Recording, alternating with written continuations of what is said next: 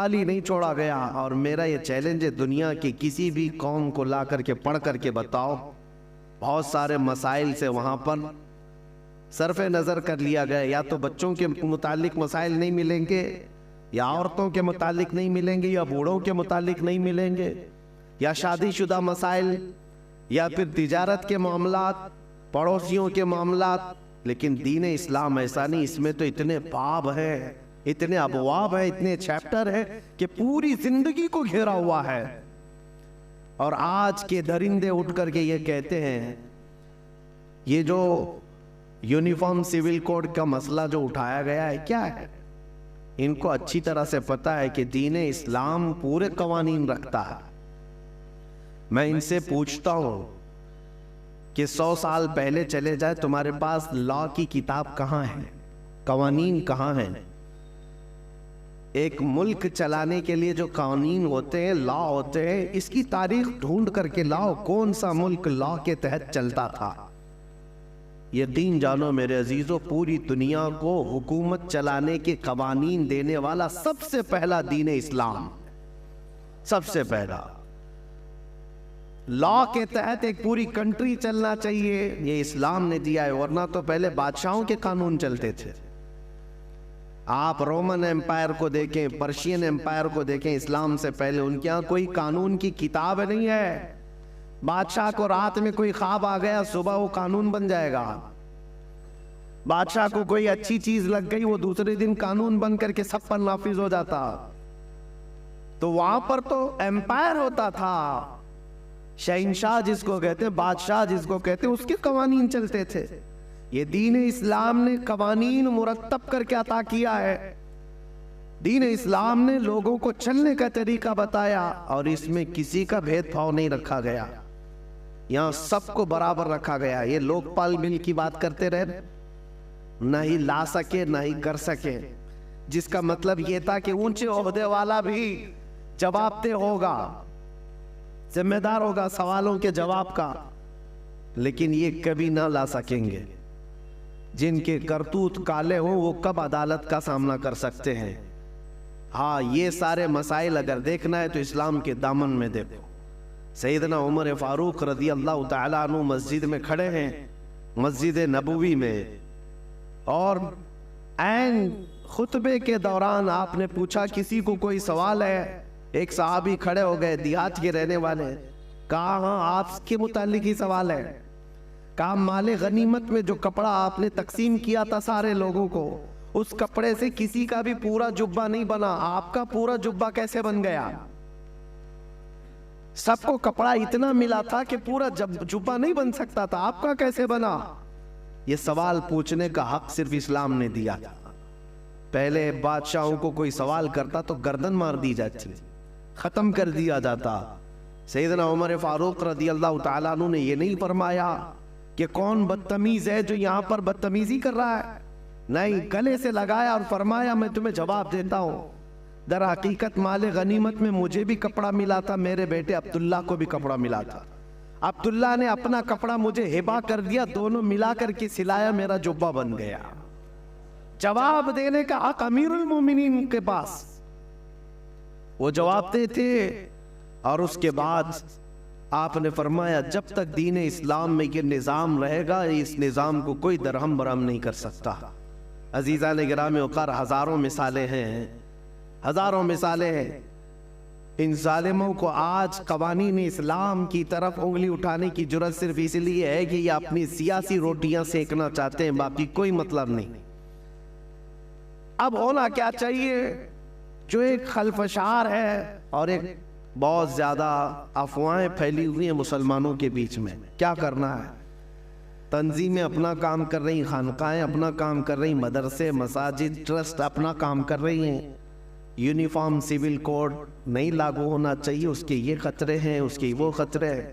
ان سے تھوڑا ہٹ کر کے میں کہتا ہوں ان سے کب تک احتجاج کرتے رہو؟ نہ ہی ہمارے احتجاج کا ان کے اوپر کوئی اثر پڑتا ہے. یہ ایسی ظالم قوتیں بیٹھی ہوئی ہیں جن کے سامنے ہزاروں کا مر جانا بھی کوئی اثر نہیں کرتا.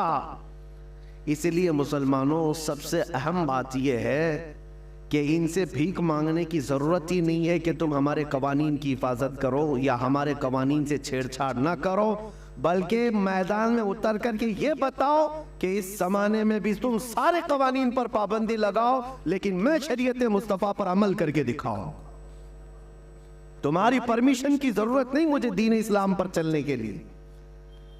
ہمارے نبی پاک صلی اللہ تعالیٰ علیہ وسلم کے قوانین ہمارے لیے جان سے بڑھ کر کے ہیں۔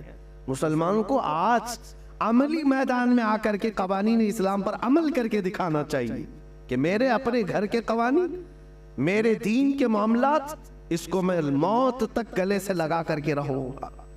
یہ ہوتا ہے سب سے بہترین احتجاج۔ میں آپ کو بتاؤں، لوگوں میں جو ایک خلفشار ہے، چمی گوئیاں چل رہی ہیں کہ کیا ہوگا کیا ہوگا، انہوں نے 3 طلاق کا مسئلہ بھی لا کر کے ڈرایا نا، لا کر کے یہ کس کے لیے تھوپا گیا تھا؟ صرف ٹارگٹ یہ کرنا ہے اور وہ ایک بڑی قوم کو بیوقوف بنانا ہے۔ جو یہاں پر ایک میجورٹی میں قوم ہے ان کو بیوقوف بنا کر کے رکھنا ہے کہ دیکھو یہ ویلن ہے، یہ مسلمان، اور ان سے لڑنے کی طاقت صرف ہم ہی رکھتے ہیں، اور ان کی ساری چیزیں ہم چھین رہے ہیں، ان کے قوانین پر ہم پابندی لگا رہے ہیں، اور وہ بیچارے وہ خوش ہوتے رہے۔ ان کو خوش کرنا ہے اور ان کی روٹیاں لینا ہے، سیاست کو گرمانا ہے، بس اتنا ہی ہے۔ باقی تمہارے قوانین سے ان کو کوئی لینا دینا نہیں۔ 3 طلاق کا مسئلہ وہ آدمی لے کے آیا جو کبھی شادی نبھا نہ سکتا ہو، جو کبھی عورتوں کے ساتھ رہ نہ سکتا ہو۔ میرے عزیزوں، ڈرنے کی کوئی بات ہی نہیں ہے۔ تم اس طرح کے نہ جانے کتنے قوانین لے آؤ، مسلمان تو اپنے نبی پاک صلی اللہ تعالیٰ علیہ وسلم کی شریعت طاہرہ پر کل بھی عمل کرتا تھا، آج بھی عمل کرتا رہا، اور صبح قیامت تک عمل کرتا رہے گا۔ حقیقت بات یہ ہے، یو سی سی آلریڈی پورے انڈیا میں چل رہی ہے، سب کے قانون ایک ہی ہے، تھوڑی سی چند چیزوں میں الگ الگ رکھا گیا ہے، یعنی شادی کے معاملات کو لے کر کے یا وراثت کے معاملات کو لے کر تھوڑے سے قوانین الگ ہو جاتے ہیں۔ باقی بتائیں، چوری کرنے پر سب کا قانون ایک ہے یا نہیں؟ مرڈر کرے تو سب کا قانون ایک ہی ہے، کرائم میں سب کے قانون ایک ہی ہیں، سیول کوڈ ہی ہے، سب ایک ہی قانون پر عمل ہو رہا ہے پورے ہندوستان میں۔ ایسا نہیں ہے کہ ہندو قتل کرے گا یا مسلمان قتل کرے گا تو اس کے لیے لا کی کتاب میں الگ الگ جرمانے، الگ الگ سزائیں نہیں ہے، ایک ہی سزا ہے، سب کی ایک ہی سزا ہے۔ ہاں بس میرج ایکٹ الگ اور وراثت کے معاملات الگ بنائے گئے ہیں، اس کو تم ختم کرنا چاہتے ہو۔ میں مسلمانوں سے کہتا ہوں، تو اگر آپ اس نشانے پر اپنے آپ کو سمجھ رہے ہیں کہ ہم کو ہی ہلانے کے لیے سب بنایا گیا ہے، تو میرے عزیزو، آپ اپنے نکاح مسجدوں میں کرتے ہو، آپ اپنے نکاح شریعت کے دائرے میں کرتے ہو، آپ کو کبھی فرق نہیں پڑے گا۔ آپ اپنے گھر کے مسائل مسجدوں سے حل کرتے ہو، علماء دین سے مسائل پوچھتے ہو، تو کبھی ان قوانین کے 1000 لاگو ہونے پر بھی آپ پر فرق نہیں پڑے گا، آپ پر فرق نہیں پڑے گا۔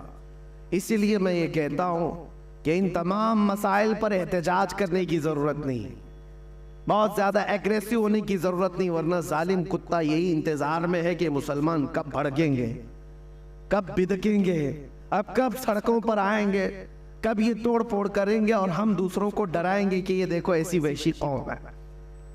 یہ اسی طرح کی کئی حرکتوں سے ہمیں لے جایا جا رہا ہے، لیکن اس کا بہترین علاج یہی ہے کہ جب جب تم میرے مصطفیٰ کریم صلی اللہ علیہ وسلم کے کسی قانون کی طرف انگلی اٹھاؤ گے، سارے مسلمان ان قوانین پر سختی سے عمل کر کے دکھائیں گے کہ عمل کرنا تو ہماری زندگی میں ہے، ہماری زندگی میں ہے۔ ہم لا کے خلاف نہیں بول رہے، جو ہندوستان کے قوانین ہیں ان سب پر ہم عمل کر رہے ہیں، لیکن میری نماز کے متعلق، میرے قرآن کے متعلق، میرے دین کے متعلق جو ہوگا وہ اسلام میں جو ہے اسی پر عمل کیا جائے گا۔ کوئی ایسا آدمی مجھے نماز سکھانے نہیں آ سکتا جس کو پیشاب کرنے کا سلیقہ نہ ہو۔ بہرحال تمہارا دین کمپلیٹ ہے، کامل ہے، اکمل ہے، اور اس سے بہترین دین ہے ہی نہیں۔ اس بات کا یقین لے کر کے چلو۔